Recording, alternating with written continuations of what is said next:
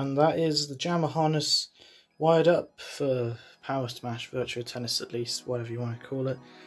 So just these two, switch 1, switch 2. This is just there. The buttons are actually coloured in such a way that they are red and blue. It's listed like that in the manual, so I figured I'd do these. And I don't really like just prefer this, so we're just gonna leave this here and do nothing. I was gonna wire up for the coin, but the coin cable's too small. It fits perfectly within the coin slot itself, these little pins, but it doesn't for any of the buttons. Yeah, that's the entire thing wired up, so I got 2 buttons in 4 directions for both players, start and just start. I've made it so I haven't like confused, say, so but P1 button 1 is here and P1 button 2 is here. No, it might be that this is actually all P2 and this is all P1, but other than that, I'm sure they're all in the same sets. As for the start buttons, I don't know. It's entirely possible that I've wired up incorrectly, and even then, I haven't got the lights wired up because that's on the NAOMI. The lights aren't through Jamma, they're through this little board here, this little bit, which is also how you wire analog, and that's your kick harness board.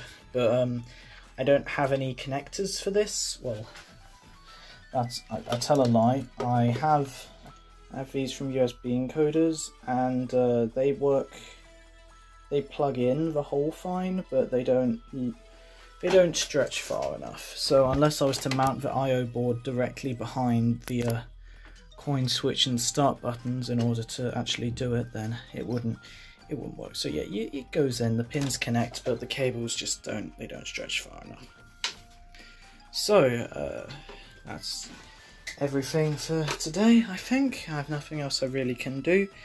I still need to go figure out the coin door. I still need to go replace this panel here so I can fit the coin slot in it, or just completely redo the coin solution. And the NAOMI's power supply, the ATX converter, it's finally on its way. Just ordered it today. They finally got it back in stock, but since it's from France, it will take a while. And I also need to figure out how to wire up the speakers, because they use a different connector. They just have pins loose, and the NAOMI, the Jamma standard, they have some pins on it which can connect up to a speaker like that. But this I/O board only has VGA pass-through. I think some variations have a RCA pass-through, but not this one. This one just is stuck with the analog out from the NAOMI, which I'll probably find a way around or something, maybe.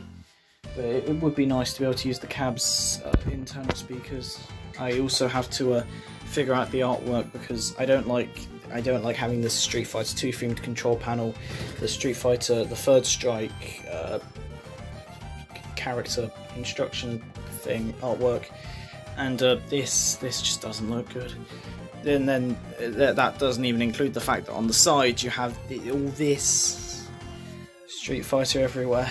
If only I actually liked Street Fighter, but sadly I don't. So yeah, currently we just have a Power Smash thing just kind of sitting there. If I turn on the light, then you can see the marquee kind of lights up. The issue is, this was the original marquee. It's this panel here, and well, that's one way of moving down. Yeah, I've just installed an LED strip that hurts to look at and probably hurts to touch as well. So I'm just kind of drooping the Power Smash marquee on top like this, and it works fine for now, but I'm gonna have to figure something out later.